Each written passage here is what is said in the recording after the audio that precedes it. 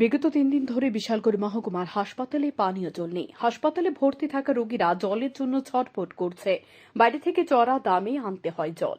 হাসপাতালের স্বাস্থ্য আধিকারিক ডক্টর জ্যোতির্ময় দাস সহ কিছু বেসরকারি নিরাপত্তারক্ষীদের কারণে মহকুমা হাসপাতালে দিনের পর দিন ভোগান্তি বাড়ছে। খেসারত দিতে হয় রোগী সহ তার আত্মীয় পরিজনদের। মঙ্গলবার দুপুরে বিশালগড় মহকুমা হাসপাতালে দেখা গেল একই চিত্র। ৩ দিন ধরে নেই পানীয় জল। বাইরে দোকান থেকে চড়া দামে আনতে হয় জল। উল্লেখ্য, রাজ্যের মুখ্যমন্ত্রী ডক্টর মানিক সাহা স্বাস্থ্য পরিষেবাকে ঢেলে সাজানোর উদ্যোগ নিয়েছে। বিশালগড় মহকুমা হাসপাতালে জরাজীর্ণ পরিকাঠামো নিয়ে বিভিন্ন মহলে সমালোচনার ঝড় বইছে। রোগী সহ তার আত্মীয় পরিজনদের মধ্যে ক্ষোভ বাড়ছে।